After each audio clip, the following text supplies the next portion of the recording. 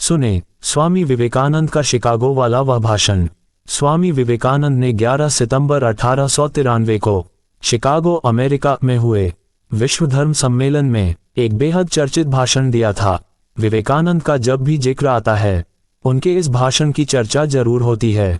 सुने विवेकानंद का वह विश्व प्रसिद्ध भाषण।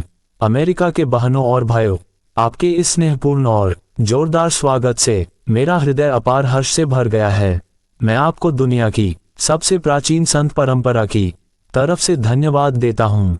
मैं आपको सभी धर्मों की जननी की तरफ से धन्यवाद देता हूँ और सभी जाति संप्रदाय के लाखों करोड़ों हिंदुओं की तरफ से आपका आभार व्यक्त करता हूँ। मेरा धन्यवाद कुछ उन वक्ताओं को भी जिन्होंने इस मंच से यह कहा कि दुनिया में सहनशीलता का विचार पूरब के देशों से फैला है। मुझे गर्व है कि मैं एक ऐसे धर्म से हूँ जिसने दुनिया को सहनशीलता और सार्वभौमिक स्वीकृति का पाठ पढ़ाया है। हम सिर्फ सार्वभौमिक सहनशीलता में ही विश्वास नहीं रखते, बल्कि हम विश्व के सभी धर्मों को सत्य के रूप में स्वीकार करते हैं। मुझे गर्व है कि मैं एक ऐसे देश से हूँ जिसने इस धरती के सभी देशों और धर्मों के परेशान और सताए गए लोगों को शरण दी है।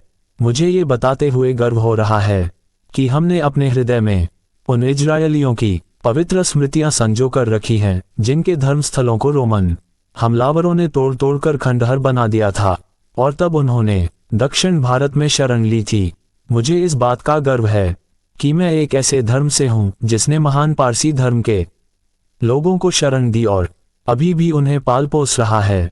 भाइयों, मैं आपको एक श्लोक की कुछ पंक्तियां सुनाना चाहूंगा जिसे मैंने बचपन से स्मरण किया और दोहराया है और जो रोज करोड़ों लोगों द्वारा हर दिन दोहराया जाता है। जिस तरह अलग अलग स्रोतों से निकली विभिन्न नदियां अंत में समुद्र में जाकर मिलती हैं, उसी तरह मनुष्य अपनी इच्छा के अनुरूप अलग अलग मार्ग चुनता है। वे देखने में भले ही सीधे या टेढ़े मेढ़े लगे, पर सभी भगवान तक ही जाते हैं। वर्तमान सम्मेलन, जो कि आज तक की सबसे पवित्र सभाओं में से है, गीता में बताए गए इस सिद्धांत का प्रमाण है। जो भी मुझ तक आता है, चाहे वह कैसा भी हो, मैं उस तक पहुंचता हूं। लोग चाहे कोई भी रास्ता चुने, आखिर में मुझ तक ही पहुंचते हैं। सांप्रदायिकताएं, कट्टरताएं और इसके भयानक वंशज हठधर्मिता लंबे समय से पृथ्वी को अपने शिकंजों में जकड़े हुए हैं। इन्होंने पृथ्वी को हिंसा से भर दिया है। कितनी बार ही यह धरती खून से लाल हुई है, कितनी ही सभ्यताओं का विनाश हुआ है और न जाने कितने देश नष्ट हुए हैं। अगर ये भयानक राक्षस नहीं होते तो आज मानव समाज कहीं ज्यादा उन्नत होता, लेकिन अब उनका समय पूरा हो चुका है।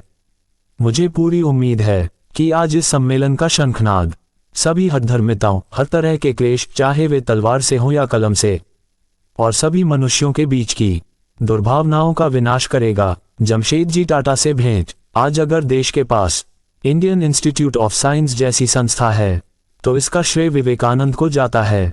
जब विवेकानंद शिकागो भाषण देने जा रहे थे तो जहाज के सफर में उनकी भेंट जमशेदजी टाटा से हुई। दोनों की बातचीत कई मुद्दों को लेकर हुई और विवेकानंद को पता चला कि जमशेदजी कुछ नए बिजनेस आइडिया के लिए अमेरिका जा रहे हैं। विवेकानंद ने जमशेदजी टाटा को भारत में एक अनुसंधान और शैक्षिकी संस्थान खोलने के अलावा एक स्टील फैक्ट्री की स्थापना की सलाह दी।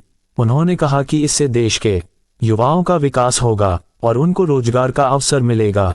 जमशेदजी टाटा का इस पर काफी असर हुआ और उन्होंने इन दोनों मोर्चों पर काम करने की ठान ली। उस पर अमल करते हुए उन्होंने इंडियन इंस्टीट्यूट ऑफ साइंस की स्थापना की और स्टील फैक्ट्री भी खोली। बोस्टन की यात्रा और जॉन हेनरी राइट से भेंट।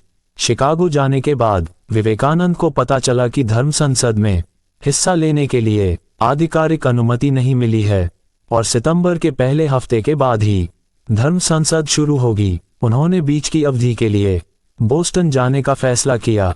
बोस्टन में उनकी मुलाकात हार्वर्ड यूनिवर्सिटी के प्रोफेसर जॉन हेनरी राइट से हुई। राइट ने विवेकानंद को यूनिवर्सिटी में भाषण देने के लिए आमंत्रित किया और भाषण से वह काफी प्रभावित हुए। जब राइट को पता चला कि विवेकानंद के पास धर्म संसद में शामिल होने के लिए आधिकारिक अनुमति नहीं है और कोई परिचय पत्र भी नहीं है, तो उन्होंने कहा, आपका परिचय मांगना ठीक उसी तरह है जैसे सूर्य से स्वर्ग में चमकने के लिए उसके अधिकार का सबूत मांगना है। दोस्तों, उम्मीद है कि आपको यह वीडियो पसंद आया होगा। इस पोस्ट को अपने दोस्तों और परिवार के साथ जरूर शेयर करें और वीडियो को लाइक करें, चैनल को सब्सक्राइब करें और भी ऐसे ही वीडियो देखने के लिए।